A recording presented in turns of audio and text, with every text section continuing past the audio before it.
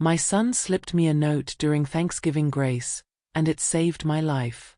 I'm Ruth Porter, 62, and I've been hosting Thanksgiving in my West Philadelphia row house for decades. This year felt different from the moment my daughter-in-law Sienna walked through my door in that winter white dress, carrying her tiny purse like a weapon. The table was perfect. My mother's chipped china, the good silver, turkey that had been brining since yesterday.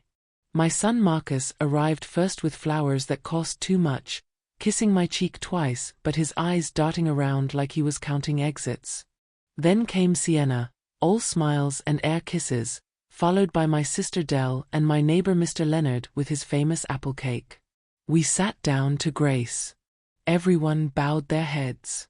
That's when it happened. Marcus reached for the dinner rolls, and in the same motion, pressed something small and folded into my palm. My hands no emergencies. 37 years as a respiratory therapist teaches you to read danger in someone's breathing, in the color of their fear. This felt like that.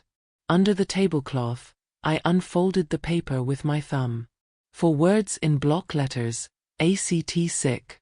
Bathroom. Now. My heart started hammering, but I kept my face still. I looked up at Marcus.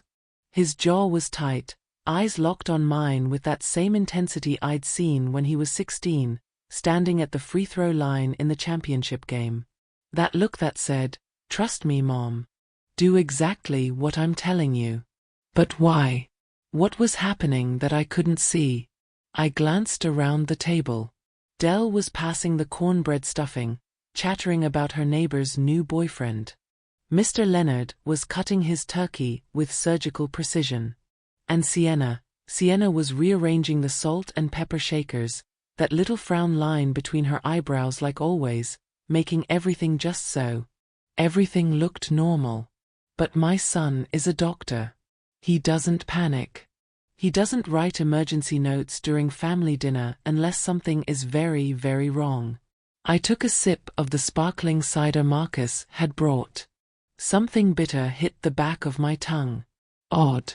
I reached for water instead, and that's when I noticed Marcus's posture shift, like he wanted to block my glass with his elbow but stopped himself. The bitterness lingered. My mouth felt dry. All the blood seemed to rush to my face. I pressed a hand to my chest, let my breathing get shallow. "Oh," I said, making my voice weak. "I'm feeling a little lightheaded." Dell's fork stopped halfway to her mouth. "Ruth? You okay, honey?" I pushed back from the table, making the chair scrape loud against the hardwood. Just the stove heat getting to me. Need to splash some cold water on my face. I stood, swaying just enough to sell it. "You'll keep eating. I'll be right back." "Mom, you sure?" Marcus asked, but his eyes said, "Good. Go. Now." "Too much time over that hot oven," I said, waving them off. "Be back in a minute." The hallway felt longer than usual. In the bathroom, I turned the lock and leaned against the sink, my pulse thundering in my ears. What did my son see that I missed? What danger was sitting right there at my own table? I could hear voices through the door, Sienna's laugh, too bright, like ice cracking. The clink of silverware. Normal sounds that suddenly felt wrong. 10 minutes. That's how long I stayed in that bathroom, counting my breaths, watching my face in the mirror, waiting for whatever Marcus had seen to reveal itself. I had no idea that in 10 minutes, everything would explode. The sound came first, chairs scraping against hardwood like fingernails on a chalkboard. Then Dell's shout, sharp and terrified, "Oh my God." Then the thud. Not the sound of dropped silverware or a fallen glass. This was different. Heavier. Final. The kind of sound that rattles light fixtures and makes your blood freeze. I unlocked the bathroom door, my hands shaking now for real. The hallway stretched in front of me like a tunnel. From the dining room came chaos, voices overlapping, someone crying, the clatter of dishes hitting the floor. "Call 911. Marcus's voice, steady and clinical. Doctor voice. Adult female, loss of consciousness, possible cardiac event. I stepped into the doorway and saw her. Sienna lay on her side next to her overturned chair, winter white dress stained with gravy, one heel twisted under her leg. Her eyes were open but unfocused, lips parted too wide, skin the wrong shade of gray. Marcus knelt beside her, 2 fingers pressed to her neck, counting. His other hand checked her wrist, then moved to adjust her chin. He wasn't doing CPR. He wasn't panicking. He was watching something, waiting for something. What happened? I whispered, but I already knew this wasn't a heart attack. Dell stood frozen, both hands pressed to her mouth. Mr. Leonard had backed against the wall, apple cake forgotten on the sideboard. The Sinatra song still played from the old radio, obscenely cheerful. She took a sip of her drink and started choking, Dell stammered. Then she grabbed her chest and went down. I looked at the table. The scene told a story if you knew how to read it. My place setting sat untouched, the cider glass still beaded with condensation. But Sienna's glass, a second wine glass I didn't remember putting out, lay on its side, liquid spreading across the white tablecloth. Mom. Marcus's voice was quiet, controlled. Don't touch anything on the table. The way he said it made my skin crawl. Not help me move the dishes, or grab some towels. Don't touch anything. Like it was evidence. Sienna's fingers twitched. Her breathing was shallow but steady. Marcus kept timing her pulse, his face unreadable, but I caught something in his eyes. Something that looked almost like he'd been expecting this. The sirens were getting closer. Through the window, I could see neighbors stepping onto their porches, drawn by the sound of emergency. Is she going to be okay? Dell asked. Marcus didn't answer right away. He just kept his fingers on Sienna's pulse and said, "They'll take good care of her at the hospital." But he didn't look at his wife when he said it. The paramedics burst through my front door like they owned the place. 2 guys we actually knew from the neighborhood, because West Philadelphia is still small when you've lived here long enough. What VE we got? The taller one asked, dropping to his knees beside Sienna. 32-year-old female, sudden loss of consciousness, possible ingestion, Marcus rattled off, stepping back to give them room. Pulse is steady but slow, breathing shallow, pupils responsive. Possible ingestion. The words hit me like cold water. They worked fast, 4-line, leads attached to her chest, blood pressure cuff. Within minutes, they had Sienna loaded onto a stretcher, Marcus climbing into the ambulance with her because he was her husband, because that's what you do. But just before the doors closed, he looked back at me through the window. His mouth formed 2 words, "Stay here." Then they were gone, sirens wailing down Girard Avenue. The house felt hollow without the chaos. Dell started clearing dishes with shaking hands, like keeping busy could make sense of what just happened. Mr. Leonard sat heavily in my armchair, still holding his napkin. I stood in the dining room doorway, staring at the table. Everything looked different now, sinister. The overturned chair, the spilled liquid darkening the tablecloth, the scattered silverware. My cider glass sat exactly where I'd left it, untouched. But there was another glass now, one I didn't remember setting out. Sienna's glass, lying on its side, a smear of something cloudy at the bottom. "Ruth," Dell said softly, "you sure you're feeling okay? You look pale as a ghost." I touched my throat.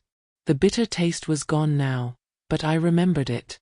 Sharp, chemical, wrong. "I'm fine," I said, but my voice sounded far away. Dell kept washing dishes, the hot water steaming up the kitchen window. "Poor girl," she murmured. "So young. I hope it wasn't her heart." I nodded, but something cold was spreading through my chest. Marcus's note. His warning. The way he'd told me not to touch anything on the table.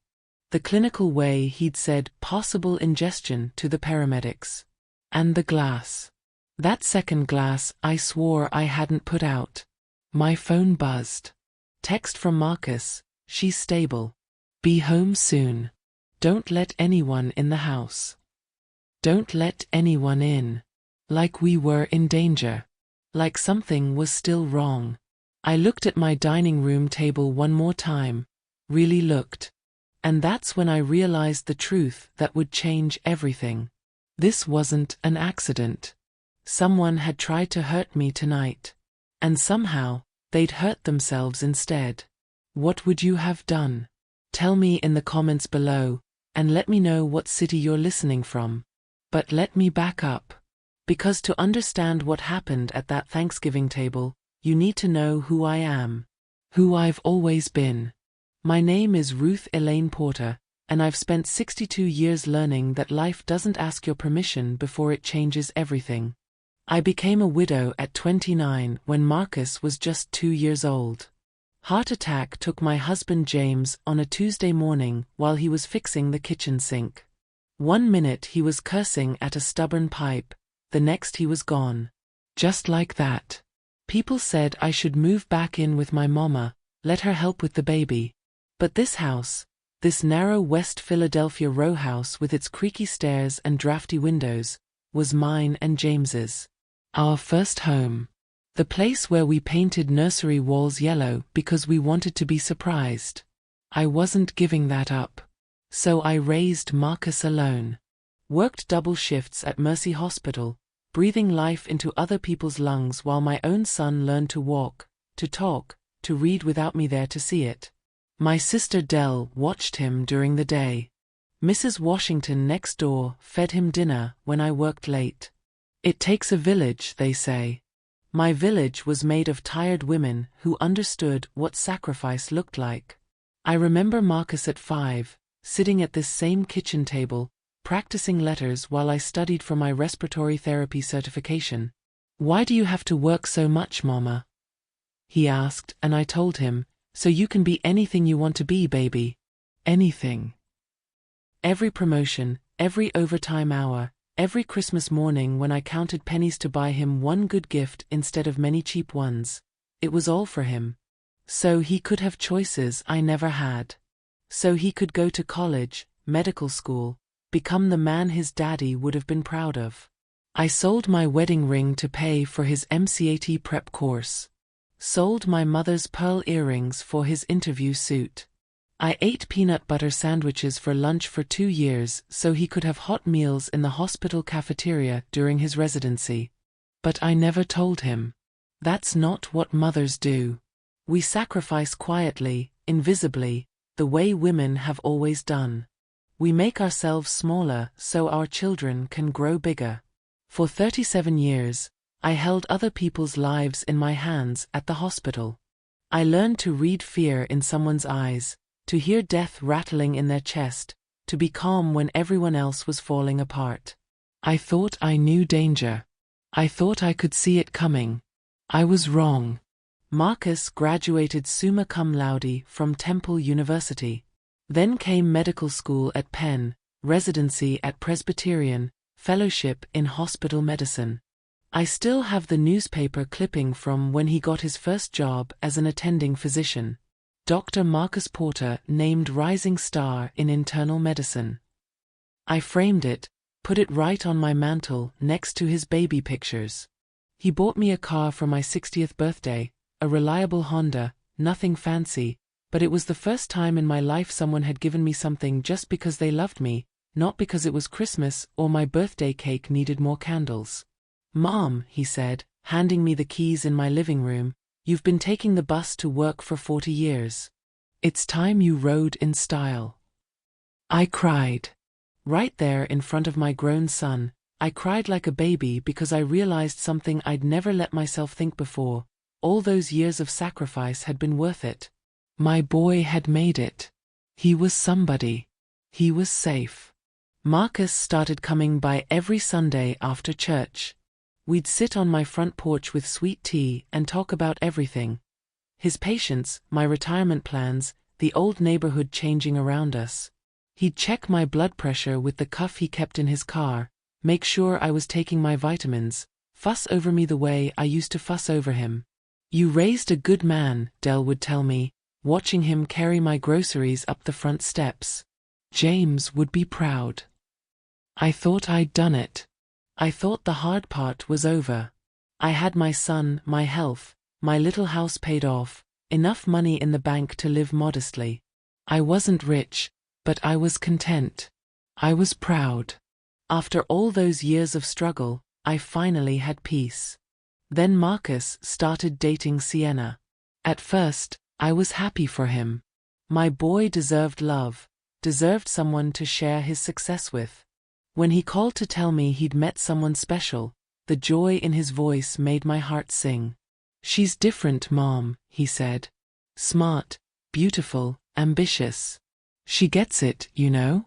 She understands the work I do. I should have heard the warning in those words. Should have wondered what different meant, why ambitious came before kind in his description. But I didn't. I was just a mother, happy that her son had found happiness. I had no idea what was coming for me. The first time Marcus brought Sienna to my house, she stood in my living room like she was cataloging everything for an estate sale. She was beautiful, I'll give her that. The kind of beautiful that comes from having money growing up. Straight white teeth, skin that never knew harsh soap, clothes that fit like they were made for her body specifically.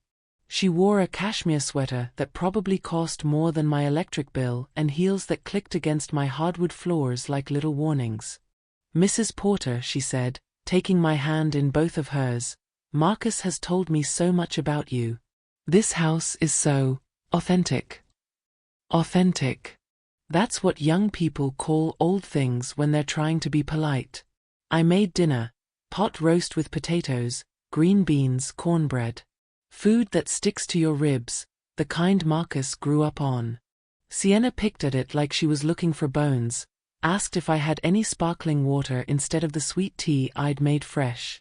Mom, Sienna works in brand partnerships, Marcus said, his voice bright and nervous.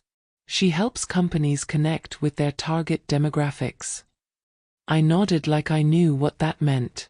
That sounds interesting, dear. It's really about understanding consumer psychology, Sienna explained, dabbing her lips with my good napkin. What motivates people to make purchasing decisions, how lifestyle aspirations influence brand loyalty.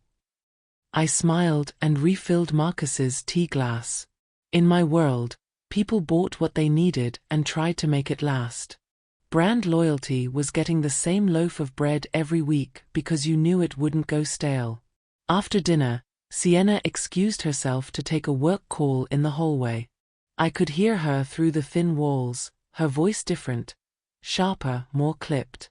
No, the demographic is all wrong.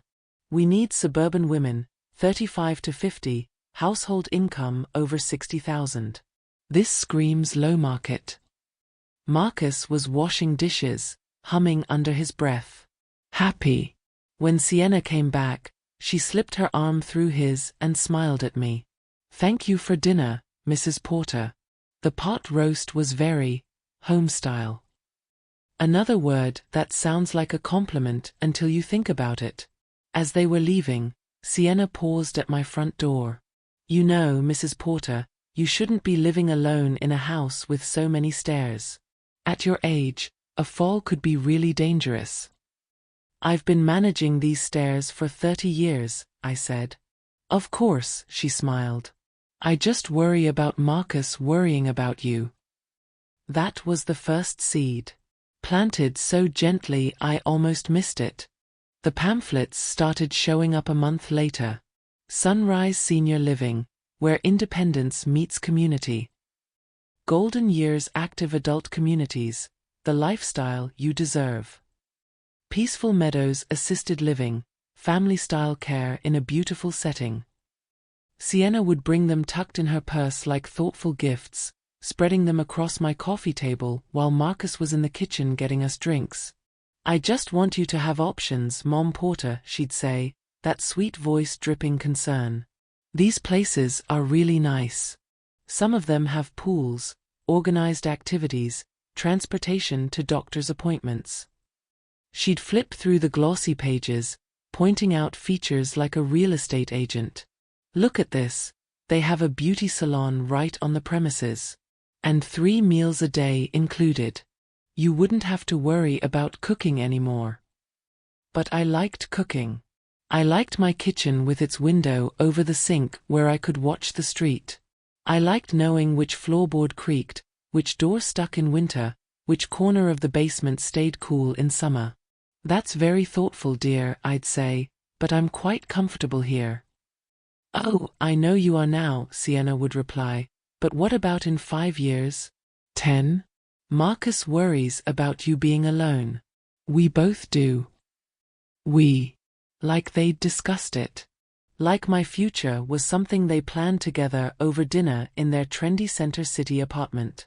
The comments started getting more pointed.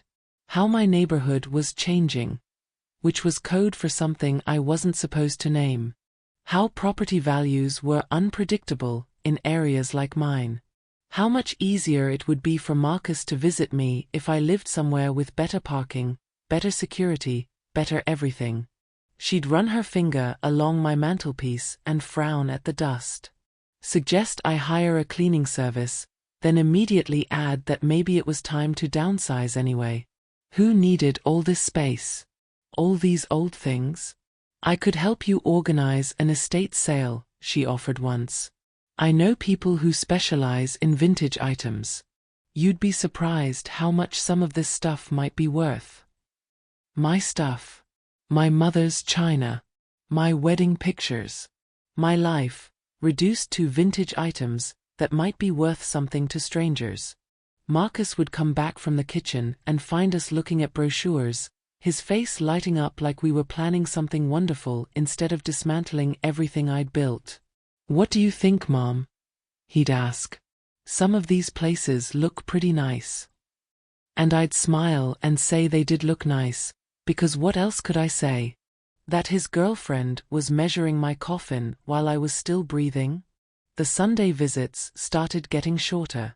Instead of spending the afternoon on my porch, Marcus and Sienna would stop by for an hour, maybe 2. Always rushing off to brunch reservations, gallery openings, couples events I wasn't invited to. We should really get going, babe, Sienna would say, checking her phone. The reservation is at 1:30, and you know how long it takes to find parking in Rittenhouse Square. Rittenhouse Square. 20 minutes from my house, but it might as well have been another planet. The kind of place where a simple lunch costs more than my grocery budget for a week. My invitations stopped getting accepted. Sunday dinner became, oh, we already ate, or Sienna's on this new cleanse, or we have plans with some friends from the hospital. The holidays got reorganized around their schedule. Thanksgiving moved earlier because they had dinner with Sienna's parents in Cherry Hill afterward. Christmas morning became Christmas afternoon because they opened gifts at their place first, just the 2 of them. I started feeling like a visit to an elderly relative, the obligation you fit in between the things you actually wanted to do. Mom, you understand, right? Marcus would say when they had to leave early again. Sienna's been working really hard. She needs to decompress. I understood. Of course I understood. I was his mother. Understanding was my job. But late at night, sitting alone in this house that suddenly felt too big and too quiet, I'd wonder when I'd become the burden instead of the blessing. When had my presence in their lives become something to manage instead of enjoy? The phone calls got shorter too. Marcus still checked on me, but always with Sienna in the background, her voice a constant murmur about their schedule, their plans, their life that was happening somewhere I couldn't reach. I started noticing things I'd missed before. How Sienna's eyes would assess my living room like she was already planning how to empty it. How she'd steer conversations away from my work, my past, anything that made me more than just Marcus's mother. How she'd touch his arm when I was talking, a little signal that meant it was time to go. I was becoming invisible in my own son's life. Erased bit by bit, so slowly I almost didn't notice. Almost. And then came the night of the tea. It was 3 months before Thanksgiving. A random Tuesday evening in August, humid and sticky the way Philadelphia summers get when the air just sits on you like a wet blanket. Marcus and Sienna had invited me to their Center City apartment for dinner. Their place was everything mine wasn't. Sleek countertops, furniture that matched, windows that didn't stick. The kind of home you see in magazines, where real people don't actually live. "I made your favorite," Marcus said, pulling a pan of cornbread from their fancy oven. "Well, I tried to make it like yours." It was sweet, watching my grown son try to recreate the recipes he'd grown up with. The cornbread was a little too crumbly, the greens needed more seasoning, but his effort warmed my heart in ways he'd never know. After dinner, Sienna busied herself in the kitchen while Marcus and I sat on their pristine white sofa, talking about his patients, my retirement plans, the new pastor at our church. "Mom, you want some tea?" Sienna called from the kitchen. "I have this amazing herbal blend. It's supposed to be really good for circulation and heart health." "That sounds lovely, dear," I called back, "because that's what you do. You accept hospitality even when the hostess makes you feel like you're tracking mud on clean floors." She brought out a beautiful china cup, real china, not like my chipped set at home, and set it on their glass coffee table with a gentle clink. The tea smelled flowery, earthy, with something underneath I couldn't identify. "What kind of herbs?" I asked, being polite. "Oh, it's a whole blend," Sienna said, settling onto the sofa beside Marcus. "Hawthorn for the heart, ginkgo for circulation, some other things. I get it from this wellness store in Rittenhouse. Very high-end, very pure." I took a sip. It was bitter, much more bitter than I expected, with an aftertaste that clung to the back of my throat like medicine. But I smiled and said it was delicious because Sienna was watching me with those sharp eyes of hers, waiting for my reaction. "Drink up," she said. "It's best when it's hot." So I did. The whole cup, because that's what you do when someone makes you tea. You drink it and say thank you. 20 minutes later, I felt dizzy. Not the gradual dizziness of standing up too fast, but a sudden swimming sensation that made the room tilt sideways. "Oh," I said, pressing a hand to my forehead. "I'm feeling a little lightheaded." Marcus was beside me in an instant, Dr. Mode activated. "What kind of lightheaded? Dizzy? Nauseous?" "Just fuzzy. Like the heat got to me." I waved him off. "I'm fine, baby. Just tired." But I wasn't fine. My heart felt like it was skipping beats, fluttering in my chest like a bird trying to escape. My hands were shaky. The edges of my vision seemed soft, unfocused. "Maybe I should drive you home," Marcus said, already reaching for his keys. "Nonsense," Sienna interrupted smoothly. "It's just the heat. Ruth, why don't you lie down in the guest room for a few minutes? The AC is better back there." I wanted to go home, wanted my own bed, my own space.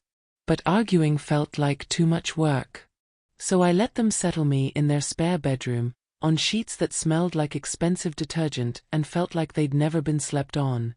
I dozed fitfully for an hour, my heart doing strange things, my mouth dry no matter how much water I sipped. When I finally felt steady enough to leave, Sienna walked me to the door with that perfect hostess smile. "Feel better, Mom Porter," she said, squeezing my arm. "Maybe next time we'll skip the tea and just have water." Driving home, I told myself it was the heat, the rich dinner, maybe my blood pressure medication. I was 62. These things happened. I never thought about the tea again. Until tonight, sitting in that bathroom during Thanksgiving dinner, remembering the bitter taste on my tongue and wondering what my son had seen that I'd missed. What I didn't know was that my son had spent that entire night pacing their apartment like a caged animal. Marcus told me later, much later, after the ambulance had taken Sienna away and we sat in my kitchen with cold coffee between us, What happened after I left that Tuesday evening? Something was wrong, he said, staring at his hands. You never get dizzy like that. Your blood pressure is perfect, your heart is strong. But the way you looked. He shook his head. Your pupils were dilated. Your pulse was irregular. Those aren't heat symptoms. After I left, he tried to focus on other things. Graded some resident evaluations, watched TV with Sienna, went to bed. But he couldn't shake the image of me pressing my hand to my chest, the confused look on my face. The next morning, he'd gone back to their kitchen. The teacup I'd used was still in the sink, a brown residue dried at the bottom. And that's when the doctor in him took over. I took it, he said quietly. I know it sounds crazy, but I bagged that cup and took it to the hospital lab. I told myself I was being paranoid, that I'd run a quick test and prove myself wrong. He'd waited until his shift was over, until the lab was quiet and he could use the equipment without questions. Scraped the residue, ran it through mass spectrometry, checked and double-checked the results. Digitalis. Foxglove extract. A cardiac glycoside that, in small doses, can look like a heart condition. In larger doses, it stops your heart completely. I stared at that printout for 20 minutes, Marcus said, thinking there had to be a mistake. A contamination. Something. But there wasn't. Someone had put foxglove in my tea. Someone had tried to poison me. And there was only one person who'd made that tea. Marcus had driven around the city for 2 hours that night, not ready to go home and face what he knew. When he finally walked into their apartment, Sienna was in bed, reading some lifestyle magazine, looking perfectly innocent. "How's your mom feeling?" she'd asked, not looking up from an article about fall fashion trends. "Better," Marcus had said. "I think it was just the heat." But he'd started watching her after that. Really watching. The way she suggested restaurants that were far from my neighborhood. How she steered conversations away from including me in their plans. The little comments about my house, my health, my independence. And the droppers. He'd started noticing the droppers in their medicine cabinet, their kitchen, her purse. "Herbal supplements," she'd say when he asked. "For stress, for energy, for whatever." He'd researched foxglove poisoning. Learned how it accumulates in the system. How it can look like natural heart failure in elderly patients. How easy it would be to slowly, steadily weaken someone over time. "I should have called the police that night," he said. "Should have confronted her immediately. But I wanted to be wrong so badly. I wanted to believe my wife wasn't trying to kill my mother." Instead, he'd waited. Watched. Hoped he was losing his mind. Until Thanksgiving night, when he saw her reach for the dropper again. For 3 months, Marcus lived in hell. He'd go to work at the hospital, save lives, make critical decisions, be the competent doctor everyone trusted. Then he'd come home to the woman he'd married and wonder if she was planning to murder his mother. "I'd watch her make dinner and think, is she putting something in my food too?" he told me later. "I'd see her organizing her vitamins and supplements and wonder which bottles were real and which ones were poison." He started researching divorce lawyers online, then closing the browser before he could make any calls. He'd pick up his phone to call me, then put it down because what was he supposed to say? "Mom, I think my wife is poisoning you, but I have no proof except a teacup and a toxicology report that technically I stole?" The worst part was how normal Sienna seemed. She'd curl up next to him on the couch to watch Netflix. Kiss him goodbye in the morning.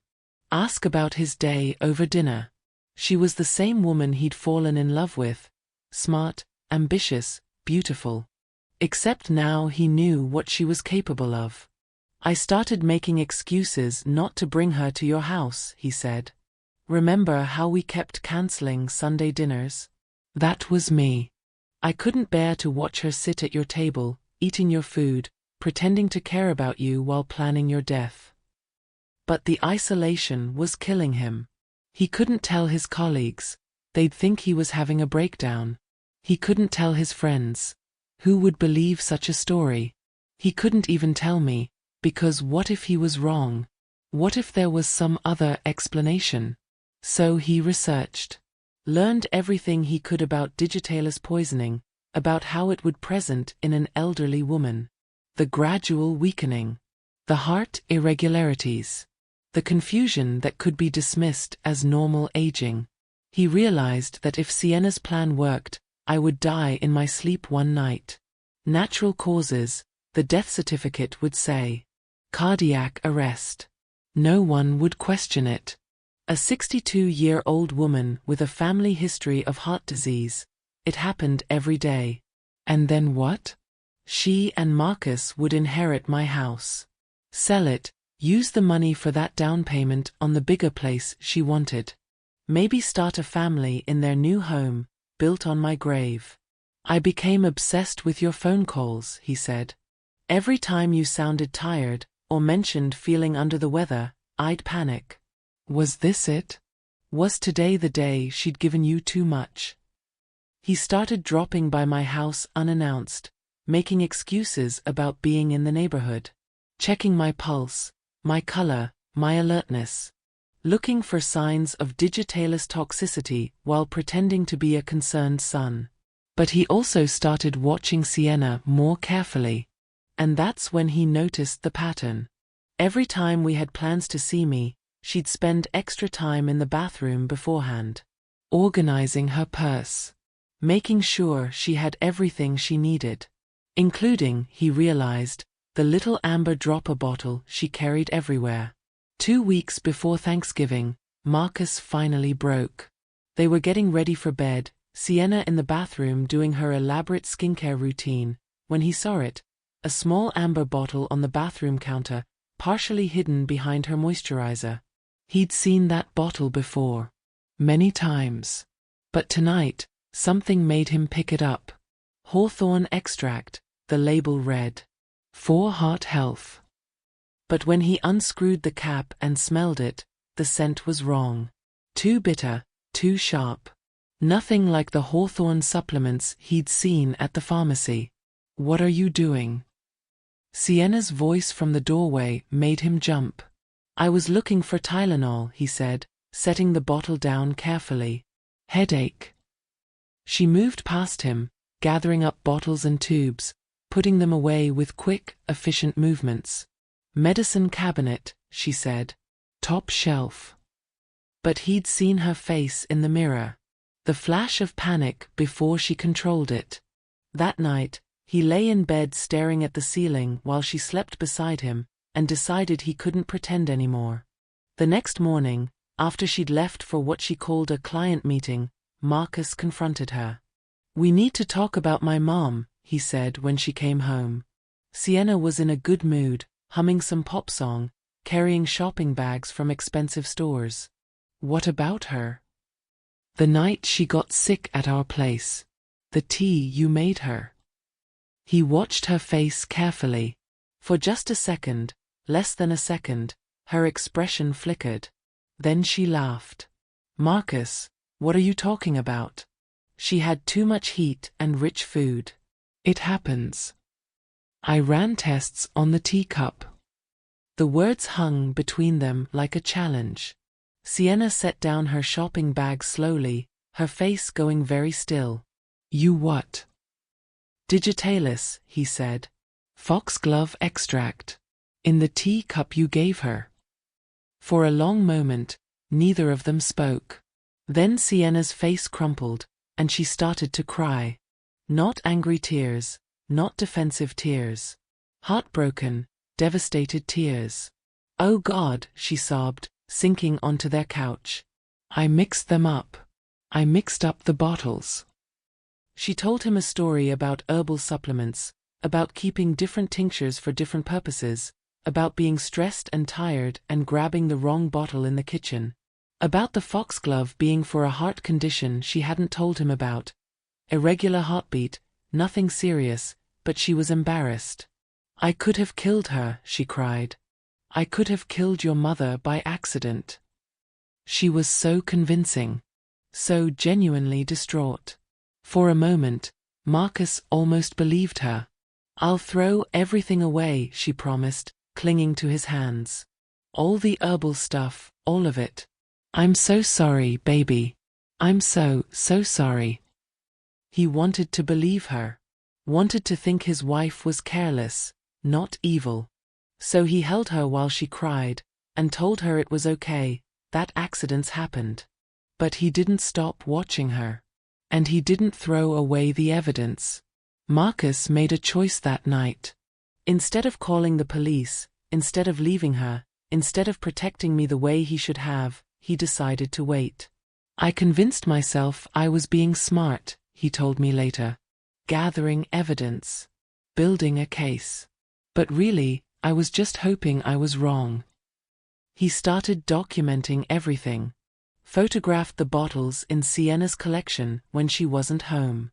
Researched the companies that supposedly made her supplements. Half of them didn't exist. Kept notes about when we had plans to see each other and when I seemed tired or unwell afterward. But he also started subtly sabotaging her opportunities. When she suggested making me tea, he'd offer to do it instead. When she wanted to bring me food, he'd suggest restaurants or takeout. He started scheduling our visits for times when she had to work, or bringing me to their apartment instead of having her come to my house. I thought I was protecting you, he said. But I was really protecting myself. Protecting my marriage. Trying to find a way to keep both of you safe without having to choose. The toxic marriage counseling started around this time, though I didn't know it then. Sienna complained that Marcus was being distant, suspicious, controlling. She booked them sessions with a therapist who specialized in rebuilding trust after betrayal. She was good, Marcus said, shaking his head.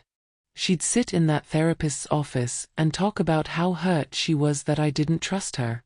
How my paranoia was damaging our relationship. She turned it around completely.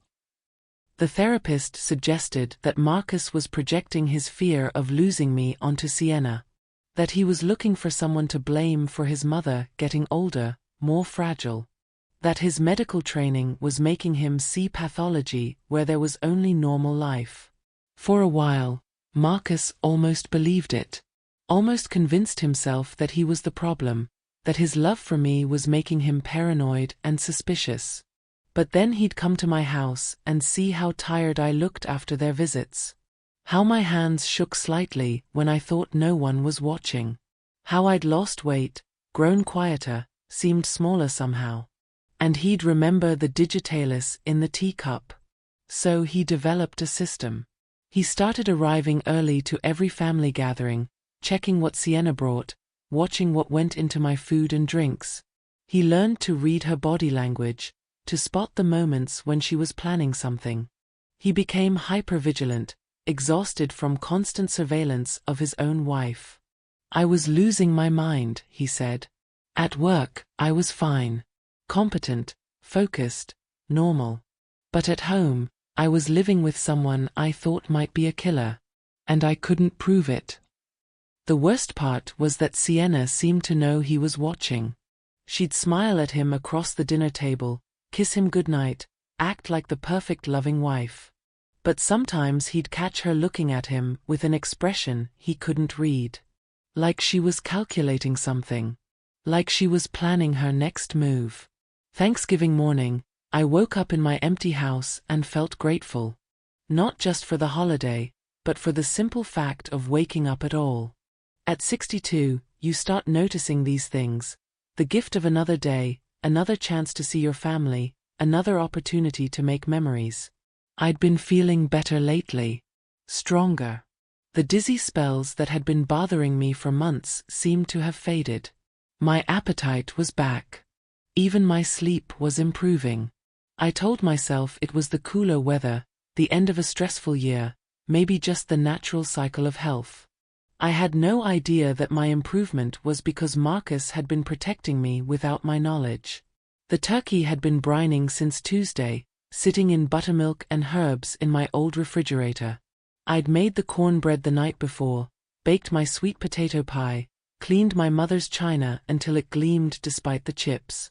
This was going to be perfect. My son and his wife, my sister Dell, Mr. Leonard from next door.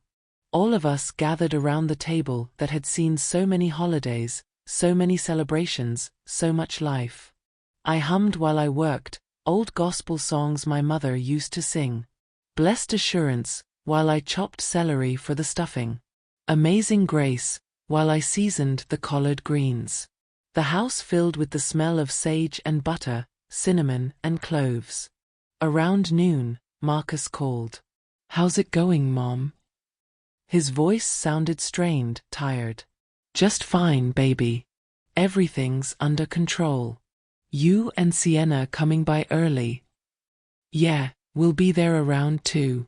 Is that okay?" "Perfect. I'll have everything ready." There was a pause, long enough that I thought we'd lost connection. "Mom. I'm here. I love you.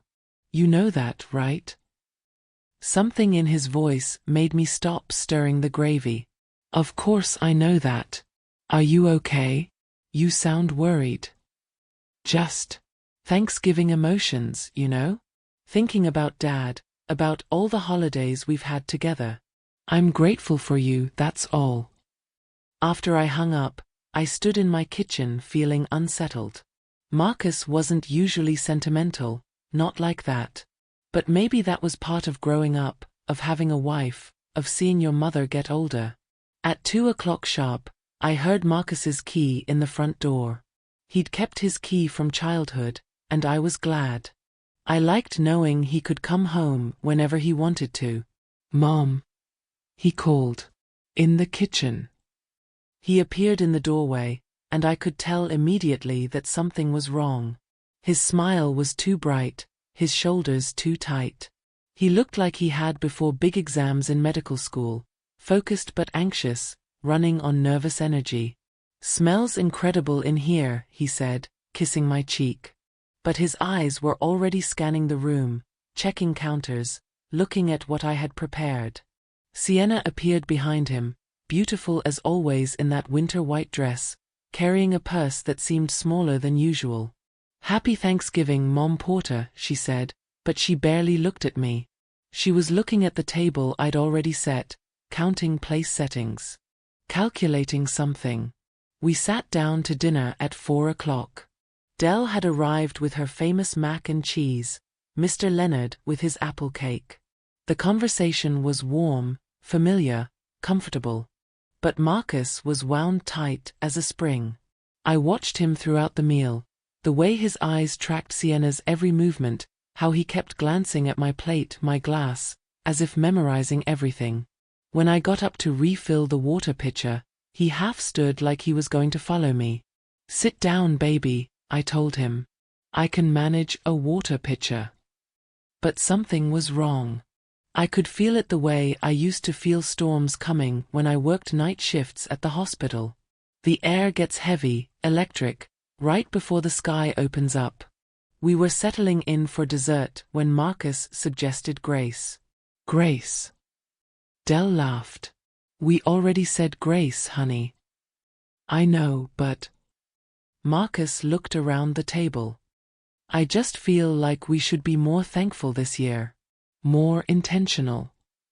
Sienna shot him a sharp look, but she folded her hands obediently. "We all did." "Dear Lord," Marcus began, his voice steady, "we thank you for this meal, for this family, for the blessing of being together." I bowed my head, letting his words wash over me. But some part of me, the part that had learned to read emergencies, to sense danger, stayed alert. That's when I heard it. A tiny sound, barely audible. The soft clink of glass on glass. I kept my eyes closed, but I listened. The whisper of liquid being poured. The gentle rustle of someone reaching across the table. "And we ask that you protect those we love, keep them safe from harm." Marcus's voice got stronger, more emphatic, like he was trying to tell God something urgent. and help us to see clearly, to act with wisdom and courage when faced with difficult choices. When we opened our eyes and raised our heads, everything looked the same. The candles flickered, the food gleamed, the conversation resumed. But Marcus was staring at my cider glass with an intensity that made my skin crawl. And Sienna was watching him watch me, her face carefully blank. That's when Marcus reached for the dinner rolls, leaned slightly forward, and pressed something small and folded into my palm. For words that would save my life, ACT sick. Bathroom. Now. I looked up at him, and in his eyes I saw everything: fear, determination, love, and desperate urgency. The same look he'd had as a little boy when he was trying to tell me something important but couldn't find the words. This time, he'd found them. I stood up from that table, made my excuses, walked down my narrow hallway to the bathroom. And 10 minutes later, I heard the sound of chairs scraping, my sister screaming, and my daughter-in-law hitting the floor. The woman who'd been trying to kill me had just poisoned herself instead. Leave a comment below. What would you have done in Marcus's position? And tell me what city you're listening from. What I didn't see, sitting in that bathroom counting my heartbeats, was my son saving my life in real time. Marcus told me later what happened in those 10 minutes while I was gone. How he'd watched Sienna realize her mistake, watched her face go from confusion to horror as she understood what she'd done. After you left the table, he said, she picked up your napkin to fold it. You know how she always fusses with everything. She was reaching across your place setting when she knocked over what she thought was her wine glass. But it wasn't her wine glass. It was mine. The one she'd poisoned during Grace. She picked it up automatically, took a sip to check if it had spilled. I saw her face change the second it hit her tongue. She knew that taste. Marcus had been ready. The moment I stood up to leave, he'd switched our glasses, mine to his spot, his to mine. A sleight of hand he'd practiced in his mind 100 times over the past 3 months. I knew she'd try something tonight, he said. Thanksgiving at your house, the whole family there, the perfect setting for an accident. I came prepared. He'd brought his phone, fully charged, camera ready to document everything. He'd memorized the number for poison control. He'd even researched the exact symptoms of digitalis poisoning so he could guide the paramedics. When I saw her reach for that dropper during Grace, I knew this was it. The moment I'd been dreading and preparing for. The dropper was tiny, almost invisible. She'd palmed it like a magician, adding just a few drops to what she thought was my cider while everyone's heads were bowed. Enough to look like a heart attack, not enough to obviously be poison. She'd done this before, Marcus said, his voice hollow. I found out later she'd been building up the dose gradually. A little in your tea when you visited. A little more in food she brought over. She was patient. Methodical. But tonight, her methodical planning backfired spectacularly. The look on her face when she realized, Marcus shook his head. She knew immediately. She dropped the glass, grabbed her throat, started making these choking sounds. Dell had asked what was wrong. Mr. Leonard had reached for her arm. But Marcus stayed perfectly still, watching his wife's pupils dilate, timing her pulse as it began to race. I could have given her activated charcoal right away, he said quietly. Could have made her vomit, could have called 911 immediately. But I waited. He waited 60 seconds. Long enough to take pictures of the spilled glass, the dropper she'd dropped in her panic. Long enough to document the evidence before the chaos started. I know how that sounds, he said, meeting my eyes. I'm a doctor. I took an oath to do no harm. But she was trying to kill you, Mom. My mother. And I was tired of being the only one who knew. When Sienna collapsed, Marcus was ready. He controlled the scene like the medical professional he was, gave the paramedics exactly the information they needed, and made sure everyone saw what had happened. including the bottle of heart medication he'd found in her purse. Looking back, I can see it all differently now. The sounds from the bathroom weren't random chaos, they were the choreography of justice finally catching up. Marcus described it to me like a medical emergency, clinical and precise. But I could hear the satisfaction underneath his professional tone. She took about 3 sips before she realized, he said. The first one, she was distracted, talking to Dell about dessert. The second one, I saw her pause, frown a little. By the third sip, she knew. Sienna had tried to be subtle about it. Set the glass down carefully, cleared her throat, reached for her water instead. But Digitalis doesn't wait for you to make excuses. Her heart rate spiked first, Marcus continued. I could see it in her neck, the carotid pulse jumping. Then the nausea hit. She went pale, started pressing her hand to her stomach. Dell had noticed first. Honey, you okay? You look a little green. Just a bit warm, Sienna had managed, but her voice was strained. She'd stood up, probably planning to excuse herself, but her legs weren't cooperating. That's when she'd grabbed the back of her chair, swaying. Mr. Leonard had reached out to steady her, but she'd waved him off. I'm fine, I'm just, and then her knees buckled. The sound I'd heard, chairs scraping, was everyone jumping up at once. Dell's shout came when Sienna hit the floor, her body going limp, eyes rolling back. She was still conscious, Marcus said. Barely. I could see her trying to focus, trying to speak. But the words weren't coming out right. He'd immediately gone into doctor mode, checking her pulse, her breathing, her responsiveness. But he'd also done something else. Something I didn't learn about until much later. I took pictures, he admitted. While Dell was calling 911, while you were still in the bathroom, I documented everything. The spilled glass, the dropper on the floor, the bottle in her purse. His phone had captured it all. The amber dropper, still wet with poison. The overturned glass with its telltale residue. And Sienna's purse, fallen open, revealing not just 1 bottle of supplements but 3. She'd been carrying a pharmacy, Marcus said. Different concentrations, different delivery methods. Some to build up slowly over time, some for immediate effect. She'd turned poisoning you into a science. The paramedics had arrived within minutes.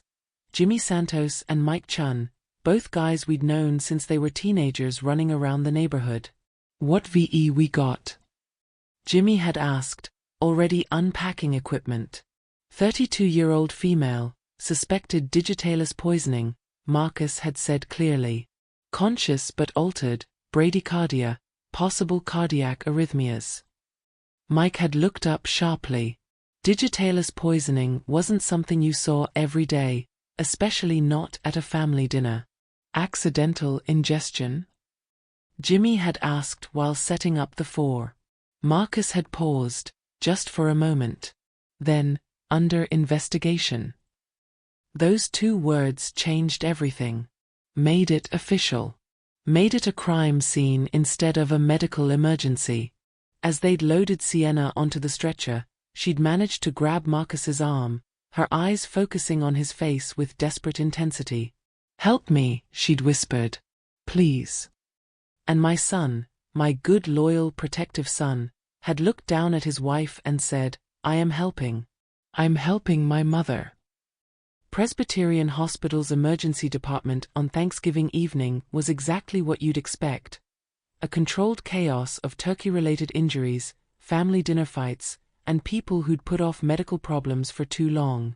But when the ambulance carrying Sienna pulled up to the trauma bay, everything shifted into high gear. Marcus had called ahead during the ride, using his credentials to ensure she got immediate attention. Not because he wanted to save her, though the doctor in him wouldn't let her die, but because he needed her alive to face what was coming. Dr. Porter, what's the story? Dr. Sarah Kim, the attending physician, met them at the door. She'd worked with Marcus before, respected his clinical judgment. Digitalis toxicity, Marcus said, helping transfer Sienna to the ER bed. Estimated ingestion 30 minutes ago, unknown quantity. Patient is my wife. The last 3 words hung in the air like a confession. Dr. Kim's eyes widened slightly, but she stayed professional. Accidental. No, Marcus said quietly. Intentional. But not suicide. Within minutes, they had Sienna hooked up to everything. Cardiac monitors, oxygen, 4 fluids. Her heart rhythm was all over the place, the classic signs of digitalis poisoning painting a clear picture on the monitors. We need activated charcoal, stat, Dr. Kim ordered. And get me a digibind kit ready in case her levels spike. Marcus stood back, letting the team work, but I could see him cataloging everything. Every symptom, every intervention, every piece of evidence that would support what he was about to tell the police. Marcus. Dr. Kim pulled him aside. What really happened here? He took a deep breath. She's been poisoning my mother. Gradually, over months. Tonight she made a mistake, drank from the wrong glass. The silence in the trauma bay was deafening. Everyone kept working, but I could feel the shift in the room's energy. This wasn't just a medical emergency anymore. Your mother, is she okay? Dr. Kim asked. She's fine. I prevented her from drinking it tonight. But Dr. Kim. Marcus pulled out his phone, showing her the photos he'd taken. This is what I found in her purse. 3 amber bottles, each labeled differently. Hawthorn extract. Heart support formula. Natural energy boost. But the contents, Marcus knew, were all variations of the same thing. Different concentrations of digitalis, designed to kill slowly and quietly. Jesus, Dr. Kim breathed, looking at the photos. How long has this been going on? 3 months that I know of. Maybe longer. A nurse approached with test results. Her digoxin levels are through the roof, she reported. We're looking at serious toxicity here. Dr. Kim nodded grimly. Start the digibind. And call security, I need to speak with the police. As they worked to save Sienna's life, Marcus stepped outside and made 3 phone calls. First to me, Mom, she's stable. I'll explain everything when I get home. Second, to his lawyer, I need representation. Tonight. Third, to Detective Ray Morrison, West Philadelphia PD, I need to report an attempted murder. And I have evidence. By midnight, Sienna was stable but under police guard. By morning, she'd be under arrest. When Marcus finally came home that night, I was sitting at my kitchen table with 2 cold cups of coffee and enough questions to fill a phone book. Dell had stayed until the police finished taking statements. Mr. Leonard had quietly cleaned up the dining room, putting my good china away like he was handling evidence. Which, I realized now, he was. Sit down, baby, I said when Marcus walked through my front door. He looked older than he had that morning, worn down by a secret he'd been carrying for too long. Mom, I have to tell you something, he began, but I held up my hand. First, tell me she's going to be okay. Whatever she did, I don't want her to die. She'll live, he said, sinking into the chair across from me. Her heart rhythm stabilized around 11. She'll be in the hospital for a few days, then. He paused. Then she'll be in jail. That's when he told me everything. About the tea that night at their apartment, about running secret toxicology tests, about finding digitalis in my system and realizing what it meant. She's been poisoning you for months, Mom. Slowly, carefully, trying to make it look like natural heart failure. I listened without interrupting, even though every word felt like a slap.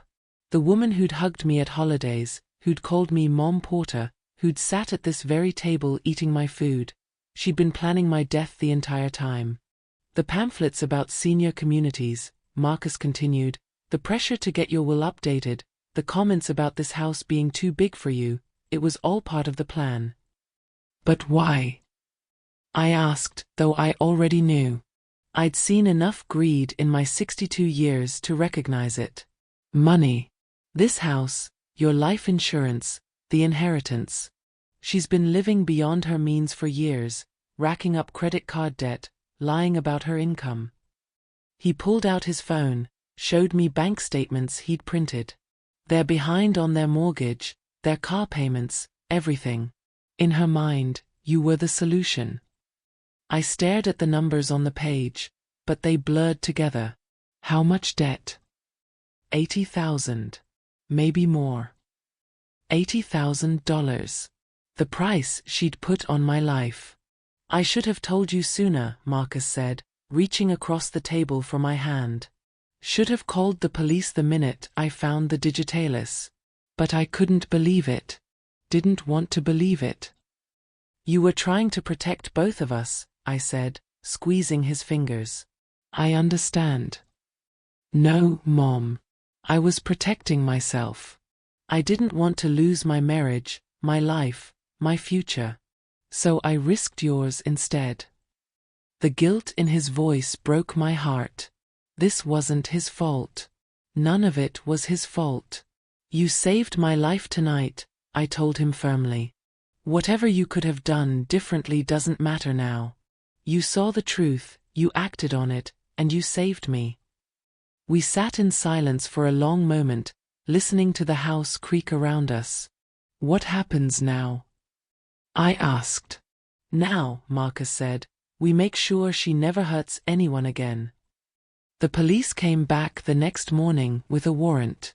Detective Ray Morrison was a tired-looking man in his 50s who'd seen enough domestic cases to know that the worst crimes usually happen between people who claim to love each other. Mrs. Porter, he said, showing me his badge, we need to search your house and collect evidence. Your son tells me your daughter-in-law may have been bringing substances here. I led them through every room where Sienna had spent time. The kitchen, where she'd made tea and helped with meals. The living room, where she'd sat with her pamphlets and her purse full of poison. The guest bathroom, where she'd freshened up before dinner. They found traces of digitalis in my tea kettle, in the sugar bowl, in the bottle of honey I kept by the stove. She was thorough, Detective Morrison said grimly, bagging evidence. This wasn't impulsive. This was a long-term plan. But the real revelations came when they searched Marcus and Sienna's apartment. Hidden in her walk-in closet, behind expensive shoes and designer dresses she couldn't afford, they found a box that told the whole story. Medical journals with articles about digitalis poisoning highlighted in yellow. Printouts from websites about natural ways to support heart health that were really instructions for slow poisoning. A notebook with dates, times, and dosages. A murder diary documenting every drop she'd given me. Look at this, Detective Morrison showed me photocopies later. She kept records. August 15th, added 2 drops to tea, or seemed tired afterward. September 3rd, increased dose to 4 drops, or complained of dizziness.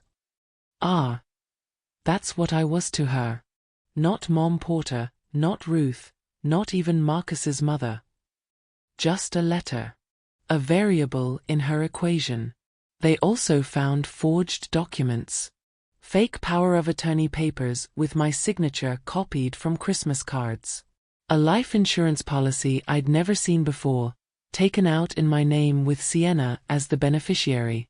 She was getting ready, Detective Morrison explained. Planning for every contingency. If the poison worked, she'd handle your final arrangements. If you became incapacitated first, she had legal authority to make decisions. The financial picture was even worse than Marcus had thought. Credit cards maxed out, loans taken against Marcus's future earnings, gambling debts she'd hidden from everyone. She owed money to some very unpleasant people, the detective said. Your death would have solved all her problems at once. They found the supplier too, a woman in South Jersey who sold herbal remedies online, no questions asked. Sienna had been buying foxglove extract for 6 months, gradually increasing her orders as she refined her dosage. The supplier thought she was treating her grandmother's heart condition, Detective Morrison said. Foxglove is digitalis in its natural form. Completely legal to buy, nearly impossible to detect without specific testing. But the most chilling discovery was in her laptop's search history. Natural death versus suspicious death, legal differences. How long does digitalis stay in system after death? Average inheritance timeline in Pennsylvania. She'd researched everything. Every angle, every possibility, every way to murder me and get away with it. She almost succeeded. Sienna was arrested in her hospital bed on Friday morning, still hooked up to monitors, still recovering from her own poison. I wasn't there. I was at home trying to process everything I'd learned, but Marcus was. He said she looked small in that hospital gown, vulnerable and scared, nothing like the confident woman who'd walked into my dining room 3 days earlier. She cried when they read her the charges, he told me later. Attempted murder in the first degree, elder abuse, fraud, forgery. She kept saying it was all a misunderstanding, that she never meant to hurt you. But the evidence spoke louder than her tears. The local news picked up the story by Friday afternoon. West Philadelphia woman arrested for poisoning mother-in-law ran on every channel, with a picture of Sienna being wheeled out of the hospital in handcuffs. My phone started ringing immediately. Neighbors, former co-workers, people from church. Everyone wanted to know if I was okay, if the story was true, how they could help. Ruth, we had no idea. Mrs. Washington from next door came by with a casserole. She seemed so nice, so concerned about you. That was the thing that bothered everyone the most. Sienna had played the role perfectly, the caring daughter-in-law who worried about my health, my safety, my future. She'd fooled everyone, including Marcus, until he'd decided to look deeper. The DA wants to offer her a plea deal, Detective Morrison told me Monday morning. 25 years, eligible for parole in 15. She'd have to allocate to the charges, admit what she did. What do you think I should do? I asked. That's not up to you, Mrs. Porter. But if she goes to trial, you'll have to testify. Relive all of this in front of a jury, with her lawyers trying to make you look confused or paranoid. I thought about it for a long time. About justice versus peace, about punishment versus closure. In the end, it wasn't up to me anyway. Sienna's parents hired a high-powered defense attorney who convinced her to fight the charges. They claimed Marcus had planted the evidence, that I was a confused elderly woman who'd imagined the whole thing, that the digitalis poisoning was accidental. The trial lasted 3 weeks. I testified for 2 days, telling the jury about the tea that made me sick, the pamphlets, the gradual erosion of my health. Marcus testified about the evidence he'd collected, the toxicology reports, the night he'd saved my life. The jury deliberated for 6 hours. Guilty on all counts. The judge sentenced her to 40 years in prison, calling her crimes a calculated betrayal of trust that strikes at the heart of family bonds. As they led her away, Sienna looked back at Marcus one last time. Her mouth formed words I couldn't hear from across the courtroom. Later, Marcus told me what she'd said, "I loved you." Did you believe her? I asked. He thought for a long moment. I think she loved what I could give her. But she never loved me enough to let you live. What would you have done? Taken the plea deal or fought for justice in court? Let me know in the comments, and tell me what city you're listening from. The day after Sienna's sentencing, I walked back into my dining room for the first time since Thanksgiving. The table was exactly as we'd left it 3 weeks ago. Dell had covered the leftover food and put it away, but she'd left everything else untouched.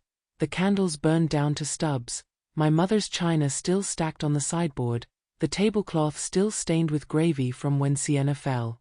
I stood in the doorway for a long time, remembering how excited I'd been that morning. How I'd hummed gospel songs while cooking, how I'd polished those old plates until they gleamed, how I'd looked forward to having my family gathered around this table. Now the room felt haunted. Not by ghosts, but by the memory of how close I'd come to never seeing another Thanksgiving, another Christmas, another ordinary Tuesday. Marcus found me there, standing frozen in my own doorway. "We could eat in the kitchen from now on," he said quietly. "Or I could help you get a new table, new chairs." "No," I said, surprising myself with how firm my voice sounded. "This is my table. In my house. I won't let her take that away from me too." So we cleared it together, my son and I. Folded the stained tablecloth and put it in the washing machine. Packed away the china, every piece examined for chips or cracks that might have happened in the chaos. "Look," Marcus said, holding up my water glass from that night. "Not even a fingerprint. You never touched it." Because he'd saved me. My boy had seen the danger I couldn't see and protected me from it. The house felt different after the police finished their investigation. Lighter somehow, like a fever breaking. But also more fragile, like we were all walking on eggshells made of trust. Del came by every day that first week, bringing soup and staying too long, watching me like I might disappear if she looked away. Mr. Leonard started knocking on my door every evening, asking if I needed anything from the store, just to make sure I was still breathing. "I keep thinking about all the times she sat right here," Del said, looking at the spot where Sienna used to sit. "Eating your food, smiling at your stories, asking about your health. How do you do that? How do you sit across from someone and plan their death?" I didn't have an answer. Still don't. The media attention was the hardest part. Reporters knocking on my door, wanting to interview the grandmother who survived her daughter-in-law's murder plot. Camera crews parked across the street, filming my house like it was a crime scene instead of a home. 62-year-old woman targeted in inheritance scheme, the headlines read. Son's medical training saves mother from poisoning plot. They made it sound like a movie, something exciting and dramatic. They didn't understand that it was really about the slow, quiet erosion of trust. About learning that someone you'd welcomed into your family had been calculating your death over Sunday dinners. But we survived it. All of us. And slowly, carefully, we started building something new. The courthouse in Center City was everything you'd expect from a building built to intimidate. Marble floors, high ceilings, the weight of justice pressing down on everyone who walked through its doors. I wore my navy dress, the one I usually saved for church and funerals. It seemed appropriate, since we were burying the woman I thought I'd known and facing the truth about who she really was. Marcus sat behind the prosecutor's table, his jaw set, hands folded. He'd already testified, walking the jury through months of evidence with the clinical precision of the doctor he was. But I could see the cost in his face, the lines around his eyes, the way his shoulders carried the weight of betraying someone he'd once loved. When they called my name, my legs felt unsteady walking to the witness stand. 62 years old, and I'd never been inside a courtroom before. "Mrs. Porter," the prosecutor began, her voice gentle, "can you tell the jury about your relationship with the defendant?" I looked over at Sienna, sitting between her lawyers in a conservative gray suit that made her look younger, more innocent. She'd lost weight in jail, her face thinner, her hair pulled back severely. She looked like someone's daughter, not like someone who'd tried to murder her mother-in-law. "She was my son's wife," I said simply. "I thought she was my daughter-in-law." "Did you trust her?" "Completely." The word felt like swallowing glass. "She was family." The prosecutor walked me through everything. The tea that made me sick, the Pam brochures about senior living, the gradual comments about my house being too much for me to handle. How I'd started feeling weaker, more confused, without understanding why. Did you ever suspect Mrs. Porter was poisoning you? Never. I looked directly at the jury. When someone sits at your table, eats your food, calls you mom, you don't think they're planning your funeral. Sienna's defense attorney tried to make me look confused, suggested I was a lonely old woman who'd misunderstood innocent gestures. But 3 weeks of testimony had already painted the picture: the forged documents, the life insurance policy, the murder diary hidden in her closet. The hardest moment came when they played the recording of Sienna's phone call from jail, caught on the monitored line when she tried to coach a friend to lie for her.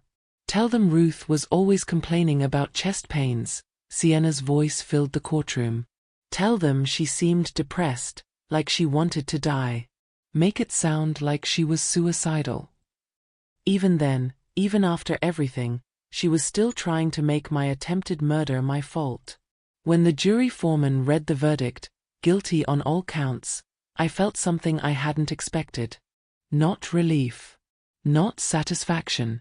Just a deep, bone-weary sadness for the woman who'd chosen greed over love, money over family, murder over asking for help.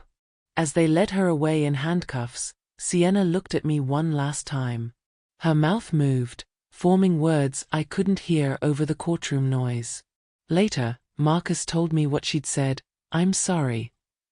Too little. Too late." But at least it was the truth. The first Sunday after the trial, Marcus came over early with a toolbox and a determined expression. "We're changing every lock in this house," he said, setting the box down on my kitchen counter. "Every door, every window, every way someone could get in."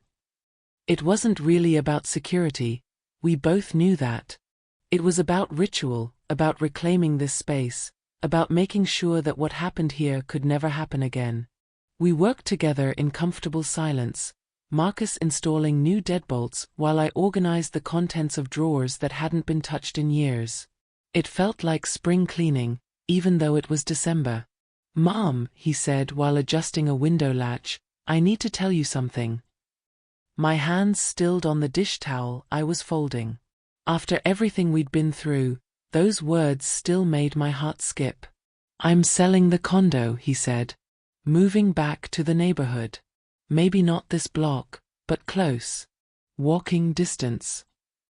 I looked up at him, this grown man with silver threading through his hair, who'd saved my life and was now trying to save his own. "You don't have to do that, baby. I'm fine here alone." "I know you are," he said, meeting my eyes. "But I'm not fine with being far away. I missed too much, trusted the wrong person, almost lost you because I wasn't paying attention. That's not happening again." We finished the locks and moved to the kitchen, where I made us sandwiches and sweet tea like he was 16 again and home from school. "I've been thinking," I said, watching him eat, "about forgiveness." Marcus looked up sharply. "Mom, if you're thinking about forgiving her." "Not her," I interrupted. "You." He set down his sandwich. "What?"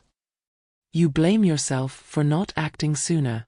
For trying to protect your marriage instead of protecting me immediately. I can see it in your face, hear it in your voice." Marcus was quiet for a long moment. I should have called the police the night I found the digitalis. Should have trusted my instincts instead of hoping I was wrong. "Should have, could have, would have," I said, reaching across the table for his hand. "Baby, you saved my life. You saw what no one else saw, you gathered evidence no one else could have gathered, and you acted when it mattered most. That's what I'm going to remember." His eyes filled with tears he'd been holding back for months. "I was so scared I was going to lose you." "You didn't lose me," I said firmly. "You found me. You found the truth, you found your courage, and you found your way back to what matters." We sat in my kitchen as the winter sun set outside, two people who'd survived something that should have broken us. Instead, it had made us stronger. That night, as Marcus was getting ready to leave, he paused at the front door, the one with the brand new deadbolt. "Same time next Sunday?" he asked. Same time next Sunday, I confirmed. Some traditions are worth keeping. Others, we build from scratch. I'm sitting at my kitchen table now, 6 months later, writing this story down because someone said it might help other people. Other mothers who trust too easily, other families who think they know each other completely. The house is quiet, but not empty. Never empty. Marcus stops by 3 times a week now, sometimes just to sit on the porch and talk, sometimes to fix things that don't really need fixing. Dell comes for coffee every Tuesday. Mr. Leonard still brings his apple cake to every gathering, and we still haven't told him it's too sweet. I've learned things about myself these past months. That I'm stronger than I thought. That survival isn't just about breathing, it's about choosing to keep living fully even after someone tries to take that choice away from you. I still cook Thanksgiving dinner every year. Still use my mother's chipped china, still make cornbread stuffing with too much sage. But now I pay attention differently. I watch faces more carefully, listen to the spaces between words, trust my instincts when something feels wrong. People ask me how I knew. How I sensed the danger that night, why I followed Marcus's note without question. The truth is, I'd been feeling it for months. Something off, something wrong, like a song played in the wrong key. I just hadn't wanted to believe it. When someone calls you mom, when they sit at your table and eat your food and smile at your stories, you want to trust them. You want to believe that love is stronger than greed, that family means something sacred. Sometimes it does. Sometimes it doesn't. But here's what I've learned: evil rarely announces itself. It doesn't stomp through your front door wearing all black and carrying a weapon. More often, it slips in quietly, dressed in winter white, carrying flowers that cost too much and plans that cost everything. It sits at your table and compliments your cooking while calculating your death. It offers to help with your finances while forging your signature. It speaks of love while mixing poison into your tea. But here's the other thing I've learned: good is just as quiet, just as persistent. It shows up in a son who runs secret tests to protect his mother. In a sister who does dishes because she loves you. In a neighbor who brings the same terrible cake to every holiday because he wants to belong. In a note slipped across a dinner table that says, "Trust me. I see the danger you can't see. My name is Ruth Elaine Porter. I'm 63 years old now, a survivor of something I never saw coming. I've learned that sometimes the person smiling at your table holds the darkest intent. But I've also learned that God gave me eyes to see, a son brave enough to act, and a life worth fighting for. The truth is a powerful thing. Sometimes it saves your life. And sometimes it sets you free. Tell me in the comments, what signs would you watch for? And what city are you listening from? Your story could help save someone else's life.